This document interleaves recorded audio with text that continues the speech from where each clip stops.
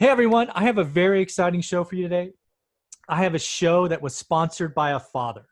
A father said, You come intern with me this summer, and I'm going to introduce you to some people that I know and respect and trust.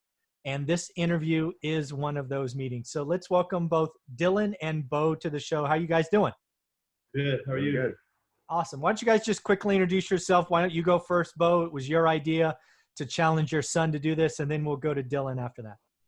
Perfect. My name is Bo Miracle. I'm the owner of Miracle Realty and Property Management here in Madera.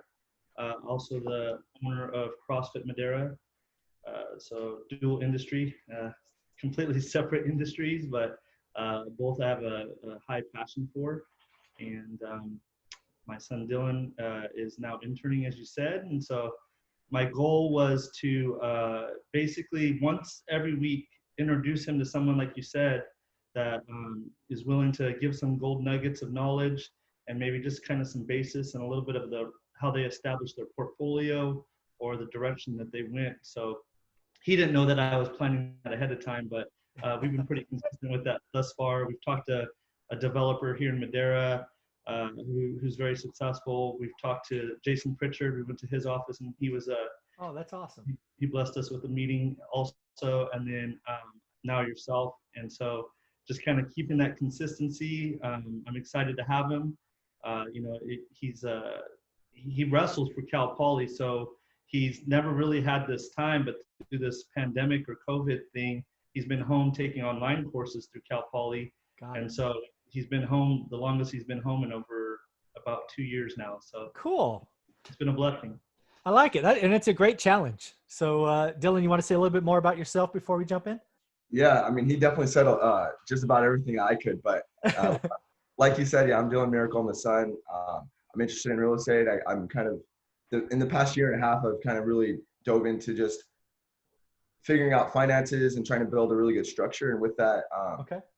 investing in property and that kind of thing has really interested me. And I think that a big part of that is because he's interested in that as well. So I've definitely done a little bit of my own reading, but I haven't really met the resources that obviously he has. So Okay. it's definitely a subject that I'm very interested in and willing to learn for sure. So you're a sophomore or a junior at Cal Poly? I'm going to be going into my junior year at Cal Your Poly. junior year. Very cool. And do you have a major yet? Yeah, I'm a business administration major with a concentration in entrepreneurship. Oh, sweet. All right. Well, this show is for you. So I have no idea where this is going to go. So these are always awesome for me. So let's see what kind of questions you got, Dylan. Yeah, well, as a kind of someone that's just starting out, I was curious to know, I guess, a little bit of background in your story of how you got started. Yeah. So my story, unlike your father, who's clearly an entrepreneur, that was not in my DNA. You know, my DNA was struck really in high school when I figured out that commission sales is a way that, effort plus quality of work equals good commission checks. So other than about an 18-month hiatus to being an accountant, which almost killed me, I've been in commission sales of some form or some fashion for nearly 2 decades. And it was because I was always excited about the possibilities of blowing out my number, right? And I was not allergic to work, right? I would work 12 hours a day, 7 days a week if that was required. I would dive into new things because I saw effort plus practice and repetition making you better. Like, for example, my first leap into software sales was as a pre-sales consultant. And you got to remember, like you, I had a business degree, actually have an MBA as well. So very numbers oriented, but I was offered a chance to move into pre-sales for a software company. And I did not have any technology skills. Can't write code, don't know what code is, any of those things. So I had to make up for it. There was my peers, which there were a dozen or so, were all frankly smarter than me. They all came with computer science degrees. They all had written code at the time. This was probably this is probably like 1997. Oh my God, you're not even born yet. Damn. Oh man, I'm old. Anyways, so 97, I'm in this, and I'm a competitive person, right? You're a wrestler. I did that in high school. So we're competitive people. And I just put in the work, man. I got up early. I practiced my presentation 100 times by myself in a room with no one watching before I did it to anyone else. And I went from becoming the lowest man on the totem pole to the rock star solution consultant, which at the time, my profession at that time, I was, I don't know, 26, maybe 27. You really topped out at like 100 grand. And I was making significantly more than that. Because again, if you blow it out, you're good at something. So my profession started there, very commission sales, not afraid to work. But unfortunately, which is something I hope you avoid, I spent every penny, man. I'd get a big check, I'd spend it. I'd get a big check, I'd spend it on just stupid things. And it wasn't until I was 30 reading Rich Dad Poor Dad that changed my life and realized that I should live below my means. And I should buy assets. I was buying stupid toys. And that's why I spend a lot of my time now trying to get young people like yourself, Dylan, to realize you are solely in control of how soon you're financially free. You and you alone, Dylan. You could be financially free by the time you're 27 or 28 if you choose to sacrifice. If you keep your monthly expenses at 25, 3,500, somewhere in there, living in the Central Valley, you could be free by the time you're 28 to 30 years old. However, you do dumb shit like I did, and you take your monthly nut from 2,500 to 10 grand, you're going to have to work a little bit longer. So realize that it is that decision point that you're in a unique position to decide now where you want your life to be. And again, I get it. I was a young man making 6 figures a year. I understand how easy it is to go buy that $50,000 car, how easy it is to go buy the, $5,000 suit and $20,000 watch. It's not worth it, man. It's just not worth it. Awesome. So as far as starting out and being young, and obviously having a little bit lack of capital, what would you recommend as far as the first couple of steps that a young investor could take? Yeah. The good news is my answer is the same if you're 20 or 40 or 60. The first thing you need to do is learn your market, right? Let's just talk about the resources you have at your disposal because your dad's in the business. You should know Madera and pick one of the zip codes, 68, 67, whatever it is. You should know that zip code better than your dad. I mean, that's where you should set your goal. Because even if you have no money, if you get uniquely positioned to find a deal, your dad will be able to have connections. Shoot, you mentioned Jason Pritchard a minute ago. Jason and I now, we are both big time cash buyers. You find us a deal, we'll flip you, I don't know, depending on how good the deal is, 5 to 10 grand easy, right? So the skill that you need to learn is what is a deal? How do you talk to owners of property? Because finding the buyer is going to be easy for you. Your dad's Rolodex is impressive enough, and over time you will build yours. It is the art of understanding what a deal is. That's what most young people, again, 20, 40, 60-year-old think, is they go online, they talk to an agent like your dad or one of your dad's agents, and they go, hey, I saw 7 houses today. I'll buy the blue one.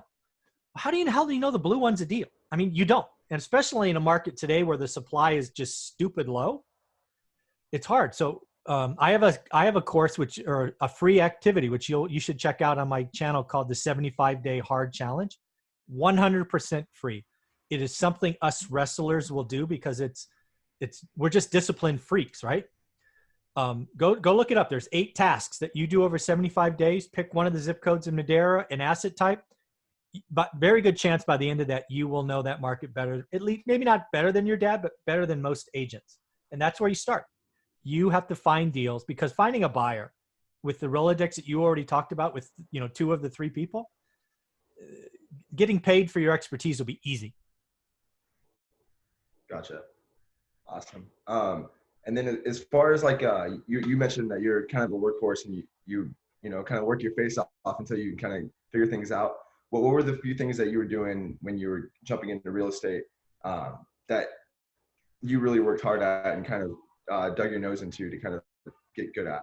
Yeah. So the good news is it's all in the 75-Day Hard Challenge. I created that from my expertise because everybody asks, how'd you do it? How'd you do it? How'd you do it? Well, I fucking did everything every day for almost 20 years. I looked at my market every day. I tried to grow my network by 5 people a week. I understood how to compare numbers. I mean, it's all in there. that's what I did. And people are always looking for the easy button.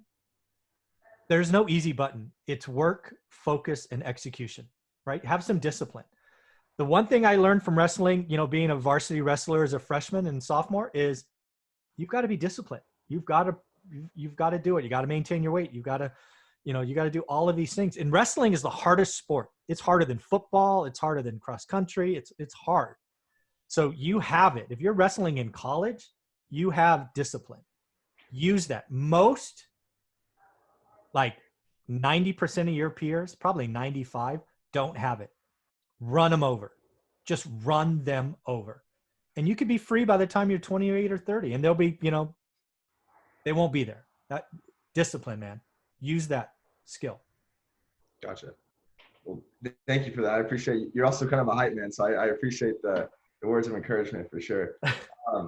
So I guess another question that I had, as far as like when you are looking at deals, what is something that you're looking for? That's a great question, because that will orient you in your market. So I'm only good at buy and hold, right? I was a buy and hold guy. I didn't have time to do flipping. I didn't have time to do development like one of the persons you meant that were developing. I didn't have that, right? I was spending 60 to 80 hours a week in my day job. I was likely in 3 different cities around the world in a week. So I was always on an airplane. So I could only get good at buy and hold, right? So I own a portfolio of affordable housing. All of them were bought at a discount. All of them are providing good returns. So that's where I focus. That's probably one thing you're going to have to figure out. And the good news is you have time, right? Frankly, at your age, you could spend the next 2 years being, finding city lots and flipping lots. You could be a buy and hold. You could do flips. There's lots of things in real estate you could do. Find your thing and focus. Don't be distracted by all the shiny objects. One day you're wholesaling because Max Maxwell said it's easy. One day you're doing mobile homes because you heard somebody in Miami was doing. One day you're doing notes. One day you're doing apartments. Stop it. Spend a couple of days on YouTube University or finding your niche, and then let everything else go. Be that guy. Gotcha. Okay. Well, thank you. That's actually really, really good advice. 'Cause I think that sometimes I do kind of fall subject to, like trying to find out what is that. So, do you have any questions up here? So as far as the portfolio that you have now and how you're keeping the operation going, what's your focus now? So I do 2 things today. So what I'm really known for, what's in my book, One Rental at a Time, is I have a decent sized portfolio of buy and hold rentals that I will own, for at least most of my life, if not my entire life, and pass on to my daughter. We haven't decided what to do at the end, which is a decision we all eventually have to make. But we're going to hold them because that pays my bills, right? I live conservatively, and my rentals allow us to live financially free. So that is going nowhere. I'm adding 5 to 10 units to that portfolio every year. I'll never stop. But because I left the workforce in 2018, I had to find something else to do. So I have picked up buying what I call slumlord properties that are just disgusting and run down. I can do that because I have a nice cash stack. So I write a check or a wire, I buy them. I then spend 68 weeks remodeling them, which usually is 40 to 80 grand. And then I do sell them to other landlords. So I just keep my money going. So I have kind of a dual focus. But what I'm known for, one rental at a time, is buy and hold. And I'm going to keep doing that. But I've done now 50 flips in 2.5 years. So that's something as well. But today's market, as you know, Bo, I mean, the supply is just crazy low. Yeah, for sure. And so since Dylan's a little bit not a late bloomer, but he's early starting in this, and he hasn't read your book yet. Oh, come on, man. Yeah, he will. And so within that, what is your rule of thumb when you are trying to essentially not flip it, but keep it for a rental hold? Yeah. So I want to know how hard my cash is working. So it's very simple math. There's 2 numbers, right? You have a piece of paper there or anything? So let's write this down so you have it and other people can take it. So it's division, right? So the bottom number is out-of-pocket cash. So typically that's made up of 3 components. What is my down payment? What is my closing cost? And then there's a third one that I call make ready. Now that could be anything from zero, like you're buying turnkey, it's already done, or it could be a lot of money, like some of the stuff I buy. So that's the denominator, right? The numerator is what is my expected yearly cash flow? So that's market rent minus all your expenses, right? That produces a monthly number. That times 12 is your yearly cash flow. You with me so far? Yeah. So you do that math. That's what I call learning your market. That's like number one step in the 75-day hard challenge. Your job is to figure out what is Madera, right? What is that? What does it produce?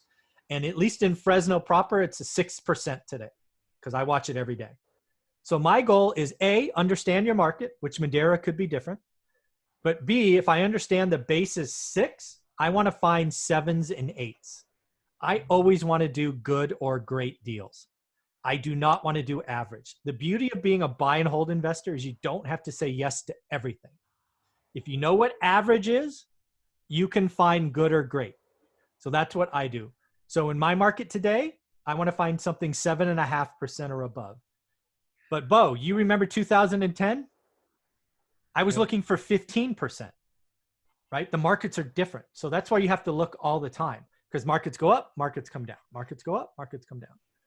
So next year, right? You're learning your market today, Dylan, is going to be awesome because it's changing.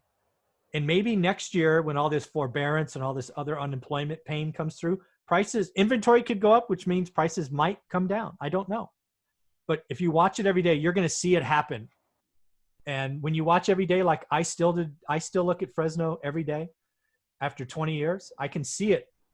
I can see it changing before most people. And that's why I talk about it every day on my channel, because you can see the ebb and flow. So that's what I teach is what is the yield? I take every asset, I turn it into a bond, and I want to make sure my cash is working harder than the average deal, if that makes sense. And so just to help Dylan get up to speed without his dad having to tell him this, and have you, when you're referring to the 6%, or the 15%, what are you actually stating with that percentage? Like so that's the yield or cash on cash. That's the math I just gave him. So let's just try to do easy math. Let's say it's $100,000. Let's say it takes 100 grand. I'm just gonna do this for easy math. And so that's the denominator. And let's say the numerator is 6 grand. So you're making $500 a month. You with me? So 6 divided by 100 equals 6%, right? Let's just say you look at 50 houses in Madera, you do all that math, and your average is 6. I want to do deals that produce 7,500 a month or 7,500 a year, or 7.5% when you do that math. I want to do good or great deals only. 95 to 98% of the junk listed in the MLS is average or bad. I only want to do good or great. And so I know I'm still in the show now, but It's okay. so like what's your systems that you've created now? Because I know that you are a big advocate of on the MLS type listings, whereas a lot of people are now off market and wholesale, like you were saying. And so obviously you were able to build a successful portfolio from that. So now with the pivot that you've made, what is your systems that you're utilizing to market properties, or Yeah, I don't have any magic systems. I mean, I don't know. Magic is maybe it's magic for people, but I don't do any mailers. I don't do any cold calling. I don't do any of that. I do help people market, right? So I do fund some marketing for others, and I get first right of refusal. But I mean, I don't mean to be arrogant, but I'm going to enjoy the next 50 years of my life. I spend 10 hours a week kind of on my portfolio and stuff, and I'm enjoying my life. So I don't have a business. I do not have employees. I will never have employees. That's the hardest thing to do. I believe the number one thing you could do is network. What you're helping Dylan with today is network. Of the last 50 deals that I've done over the last 2 years, probably 30 of them were off market, and because of my network, right? People know I buy and they know what I look at buying. And again, number 3 or 4 step in the 75-day challenge is meet one new person a day, right? Not many people will do that. Mm-hmm. But if you do, you'll know 75 people. And more importantly, 75 people will know you. That's the magic of this business. It's not who you know. but it's who knows you. More importantly, who knows you and what you want to buy. Hence Dylan's earlier question. What is he going to focus on? He's 20. He doesn't know yet, but he'll know in 90 days. And then every time you meet a Jason Pritchard or a Mike Zuber or the developer, you should say, great, hey, I'm Dylan, blah, blah, blah. I do this, and I look for that box. You do that with 75 people, man, deals will come to you. So yeah, 30 of my 50 deals came from people that know what I'm looking for. And let's be clear, I have paid wholesale fees of upwards of 60 grand on a deal, right? I'm not getting these things for nothing. I do not mind paying wholesalers a fee if the deal is good enough.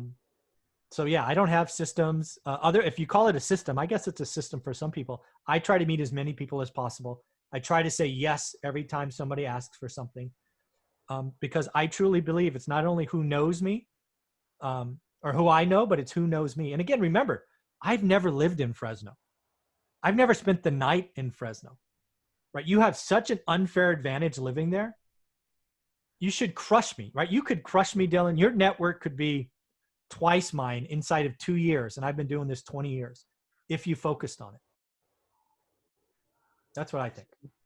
So with the hub that Yeah. you create, and it seems like a very successful thing, can you kind of tell Dylan Mm-hmm. what and why and what your vision is for that? Yeah. So the hub is a building that I own on Van Ness right near Fresno City College. I bought it. I own it. I do not have a bank on it. It is mine because I wanted to do two things.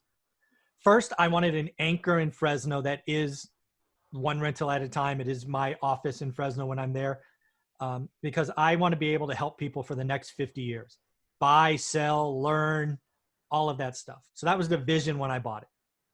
It has 7 offices in there, right? Little, 200 square foot offices. So I wanted to staff that with individual companies that I know and trust and respect. So I have real estate agents, I have wholesalers, I have a general contractor, flippers, all in there. And then I talked earlier about I invest in people. So some of those people, they don't have the financial backing that I do. So I invest in them. So I help them with mailers, right? I have like this, a mailer, right? That's the hub, right? I spent a god-awful amount of money on it, but it's because I want to have them get deals and then I get first right of refusal. So my whole goal of the building is the rent that I collect from it pays for utilities and all of that stuff. I don't charge a lot, but I want to get a deal a month, right? For my portfolio. So that's my vision for it. I want it to be around for 50 years. I want it to be around, frankly, after I'm dead. I want it to be known for a spot of helping people grow businesses. We actually have an office or two left there that is vacant. So if anybody's looking, come on by. But yeah, I'm happy with it. It's going to do good things for the Fresno community. It's going to help thousands of people. And so with the hub, those people are essentially working for themselves within that office, or Absolutely. Everybody's an independent company where they certainly partner on things. But yeah, let me repeat it. I do not want, nor will I ever have employees. They're all independent companies. They sign their own lease. Again, I do month to month. I don't even sign people up for yearly leases because if you prove to be a bad actor, I will kick you out, right? This is my reputation in this building. So I only want the best of the best there. And yeah, I do that. I do everything on purpose because I want to have the right people. I want to have go-givers. I want people that'll say yes. And yeah, I want everybody to be wildly successful. The people that are there are growing. You can see them doing deals together. But also we like to help people. So it's fun. Awesome. And so as far as you were talking about meeting a person a day, are there places that you go in particular to meet the kind of person that you're looking for? Is it just any kind of person or? So the hardest part of that, when people hear that, meet a new person a day, and you'll see this in a video. I have like a 3 or 4 minute video explaining it. I have a playlist on my channel called 75-Day Hard Challenge. All you have to do is every time you meet someone new, like Jason Pritchard or myself, all you have to do, Dylan, is, hey, who are 3 other people I should meet? And can you give me a warm introduction? Right? The first 5 or 6 people your dad will help you meet. And then all you have to do is be a kind gentleman like you are and say, hey, at the end, or send them a follow-up thank you email. Just ask for referrals. Meeting a new person a day should be the easiest thing to do after you get by the first 5 to 7. And let's be clear, meet Doesn't have to be in person, right? It could be like this. It even could be count as email or a phone call. But the whole idea is just to get used to meeting new people, because not everybody is outgoing, right? Some people like to hide behind their computer. No, real estate's a people business. Your dad sells houses because he talks to people. And if you're going to be an investor, you're going to be a buyer, a seller, a private money, you got to get comfortable talking to new people. So ask for referrals. It's remarkably the step in the 75 hard day challenge that feels the hardest, but is actually the easiest. Gotcha. Oh, thank you for that. Sure. When you were first starting out and you were kind of finding the first deals that you were working, did you ever have any deals that maybe fell through or didn't go as planned? And then how did you react to them? Oh man, you should read the book. The first property I ever bought went from being the highest of highs to the lowest of lows. So let me set the stage for you. So I'm 30 years old. I finally realized that I need to stop being an idiot with money. I spend a year looking in the Bay Area, which is where I live, to no avail. So I've already lost 52 weekends to try to figure this real estate thing out. Via a friend of a friend, we find Fresno. I find a property on Norris Drive. You can look it up. It's 1818 Norris Drive East, 93703. It's available for 107 grand. It rents for 1095. So we buy it. We do everything right. We do a reference check, credit check, all of these things. But unfortunately, the couple that moves in gets divorced 2 weeks later. The wife takes off. The husband decides that he's not very happy with this new arrangement. He decides to stop working, stop paying his rent, and become a professional alcoholic. So we live in California. It takes us 60 to 75 days to evict a non-payer after they go through it. We spend $1,000 to get them out. We then need to spend 15 grand fixing the damage he did. Right? So think about that. Think about that, right? It's an amazing story. Right? We go from, I mean, I remember celebrating getting the first rental. Like we went to dinner and celebrated. And now fast forward 90 days, we've got no rent. We have a $15,000 bill to repair it. We spend $1,000 on attorneys. We go back and we go, what do? I expect my wife to say, sell that piece of junk. We are never coming back to Fresno. That's what I expected her to say. She looked at it. She paused. She asked, did we do anything wrong? Like, were we lazy? Did we not do the reference check? Did we not do any of those things? We did. We did everything right. There's just no checkbox for, are you going to get divorced? Right? It wasn't on the application. Should have put on the application. Yeah, I know. Dumb. So stupid. But yeah, so we swallowed hard and we kept going. That one house, the next person that moved in stayed there the whole time, never missed a rent payment. We end up selling that house. Again, you could look it up on Zillow for $264, like 4 years later. We made 150 grand. So and that moved into an apartment building. But again, yeah, that first rental house sucked. It was a horrible experience. Bad things happen in real estate. Bad things happen all the time. And that was a horrible experience. I'm still shocked that we kept going, but we did. And, here we are. So two questions now, and I'll start with this one.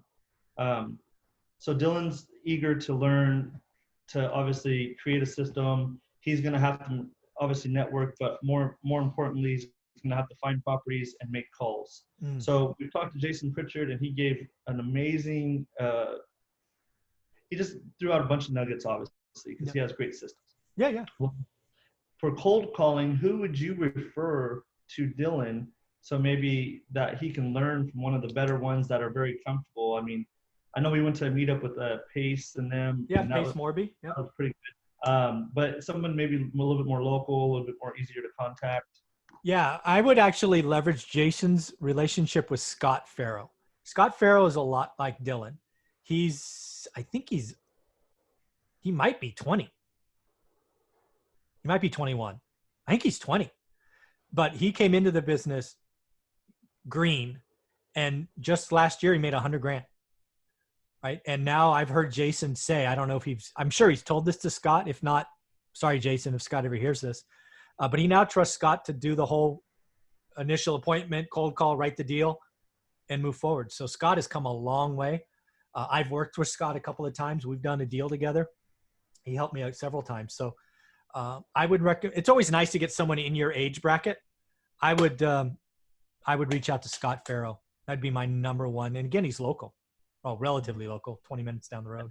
I think Jason did mention him because he's one of his all-star young upcoming producers. So rock star. And the next thing you mentioned, you bought an apartment. So I know that I follow your YouTube channel pretty religiously, so which I appreciate. But with apartments, what would you say your experience is with that, and how do you get started with that? And I know it's a different animal.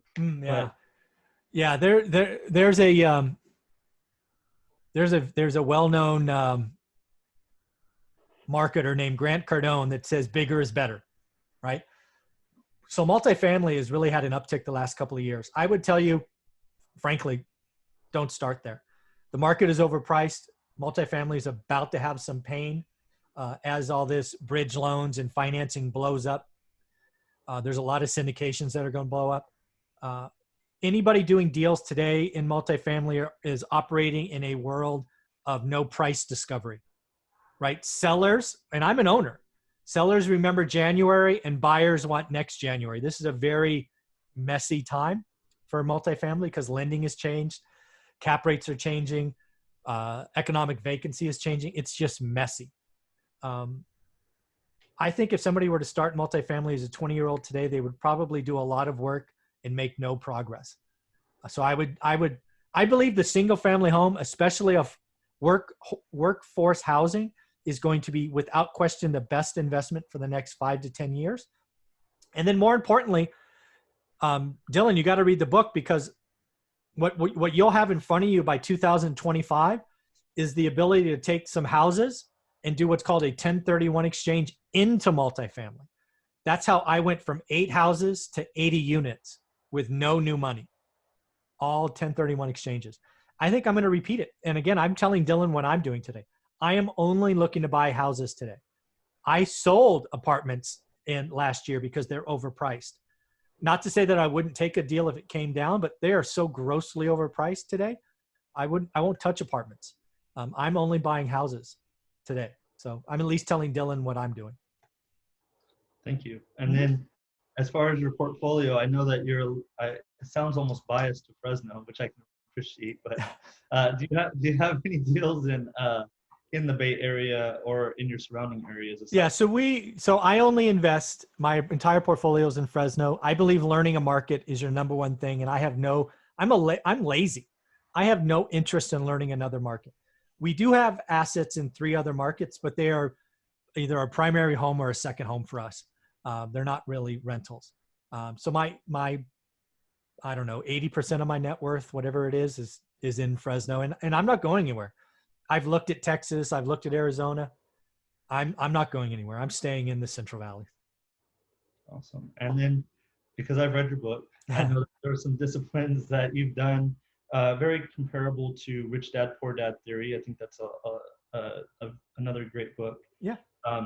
But as far as like your ratios of how you spend money and how you're choosing to spend money as you were building your portfolio, what's your little finance? Because he's really big into that. He's actually 20 years old. I think he's got his head on straight with that. Excellent. But some, like you said, spend 25% of their income and blah, blah, blah, blah. So any insight on that? Yeah, what I would tell you to do, again, you're going to, at 20, you're lucky. You don't have kids yet, right? You don't have those extra expenses. But we went from spending 100% of our income to 50. And that was a game changer. It didn't happen overnight. It took us several years because we had already gotten to a point where we committed capital that we shouldn't have, or expenses. But if you can live on 50% of your income for the rest of your life, that will be awesome. The other thing I would challenge you to do is pick an age. Let's just pretend you're 28. I would try to live the next decade on your 50% of your 28-year-old salary, because it's very likely your income will go up from 28 to 38. But pick that number. Let's just say you're making 60 grand at 28, and then you live on 30. For the next decade, you're going to live on 30. That means no new cars. You're not going to upgrade the house. All of those things. Those are the two things that will be game changers. Because again, all the way back to our first conversation, you are 20 years old, Dylan. You single-handedly control how soon you're financially free. And it's not the top line. It's how much you spend. Your call. So as far as he did mention that I'm really into finances, so I'm definitely gonna ask you a question about it. Okay. As far as like looking at your expenses and cutting back, where in the areas did you cut back? Where did you focus on? So we cut back on cars. We went from 3 to 2. Basically the biggest thing for me is I got good at understanding what a need was versus a want.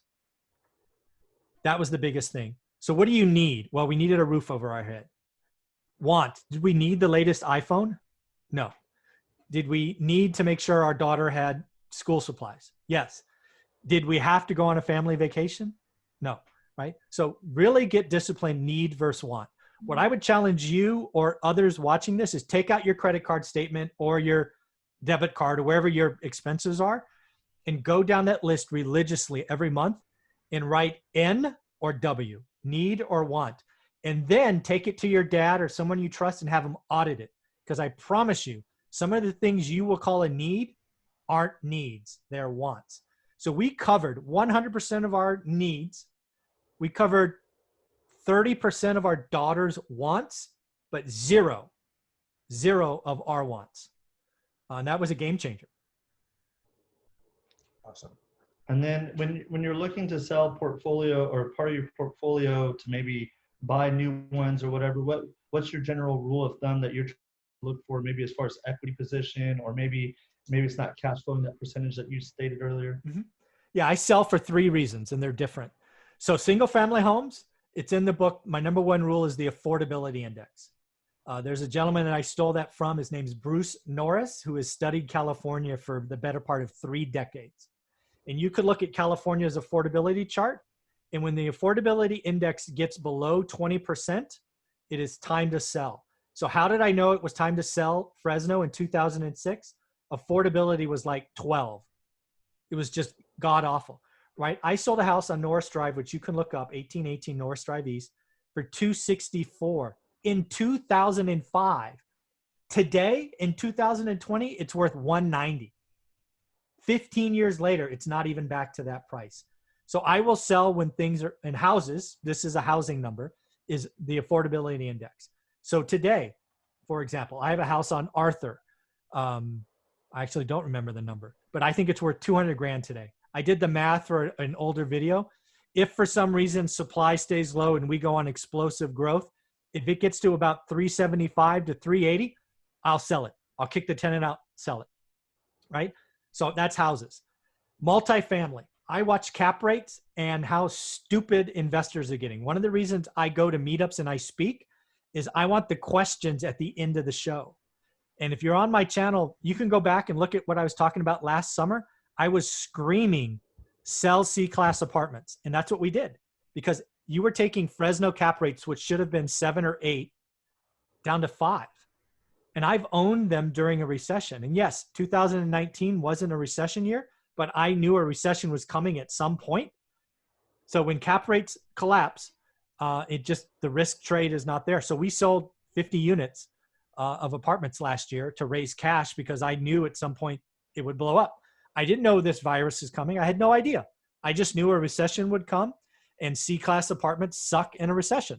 So I wanted to sell those early.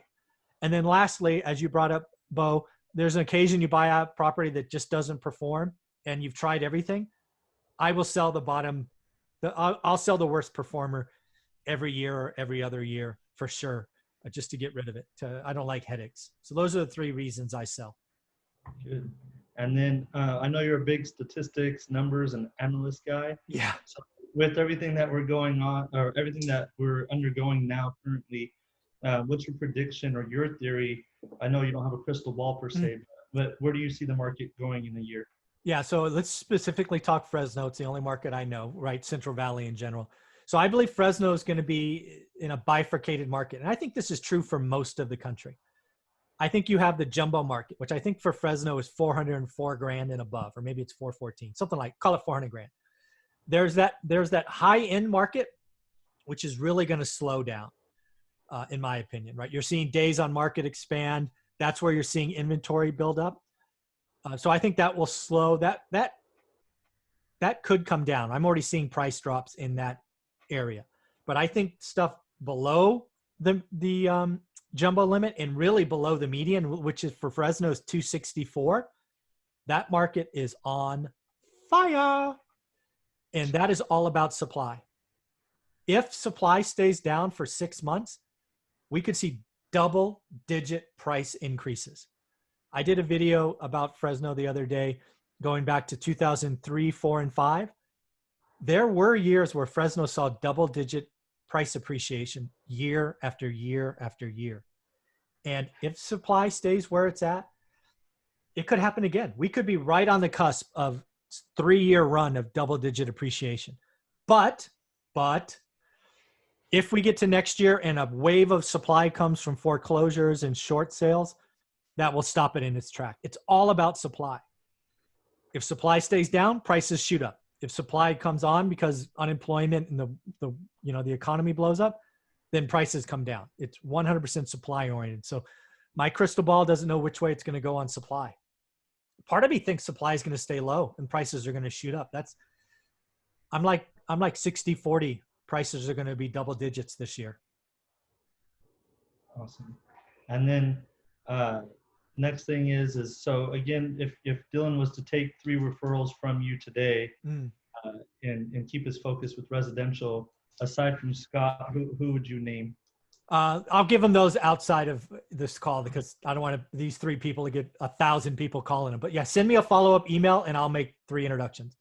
Okay. And then we obviously appreciate your time, but so just off the real estate thing, what made you get into CrossFit? Well, as your son, I was a wrestler and I love competition. I think wrestling is the hardest sport out there. And I love competing, right? Working out is boring, right? Oh, 3 sets of 10, run for 30 minutes, even outside. I love the competitive aspects. I love the ability to scale to your capabilities. I love the ability to record times in weights and go back and test it. For example, today on my timeline, I did the death by burpees last year and I completed round 14 and did 10 of round 15. So that will be an exercise I do again today to see if I can get past that. So I love CrossFit for that. You do have to be careful. As you know, if you get a little cocky and you don't use right form and you go too heavy, you can hurt yourself. But I've learned that lesson. So I love CrossFit for the community. Every night I'm trying to figure out what my workout's going to be tomorrow. So for example, Bo, you gave me, was it Linda? Is that what it was?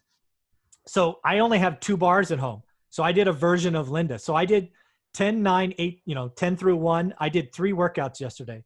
First was bench and deadlift, same things. And then I did hang cleans and back squats. And then I did overhead squat and hang squat cleans. So I did all 3 of those yesterday. Wow. Yeah. 2 of them were sub 15 minutes. And then the last one was 20 minutes. That one hurt. Yeah. Yeah. So I love it. I love the competition. It's with all those closures now, I have a pretty decent garage gym. No pull-up bar. I need to fix that. No pull-up bar. But yeah, I love it. I love competition. I love the clock. I love testing yourself. I really love testing yourself. That's the thing about wrestling I loved because you were always wrestling against like-sized people. So, right, are you the baddest 115 on the planet? Are you the baddest 121? That always got my ego going. So, yeah, that's me. Awesome. And then I'll say one more thing or ask one more thing, and then I'll let Dylan take it away to close it up. But what is your one thing you can say that you absolutely love about real estate? Besides I love real estate for what it can do. The key to real estate, I believe, is you need to find someone who's been successful like you, right? I have interviewed ex-cons, high school dropouts, all kinds of different folks. And if you can find one person across this world that is like your situation, you have no excuses. And I've interviewed all kinds of folks, and I will continue to interview folks. I'm so thrilled by all the challenges that people have taken on and not made freaking excuses and made it happen. Real estate doesn't care how old you are. It doesn't care the color of your skin. It doesn't care about your sexual orientation, your religion, nothing. Real estate doesn't have those attributes. Stop whining, get after it. Awesome. Thank you for that. Dylan? If you were to talk to your, I don't know, 20-year-old self, what would you tell yourself then? Stop being stupid with money. Yeah. I retired at 45 after starting at 30. If I'd have made 25 my number, like if I was 25, so I'd already had a daughter, right? So let's just level set what 25 is. I'm in sales. I have a daughter. We have our primary house in Mountain View. My monthly expenses, let's just average it out. We're like $8,000 at 25. They were nowhere close to $8,000 when I was 30. They were significantly higher because I got stupid.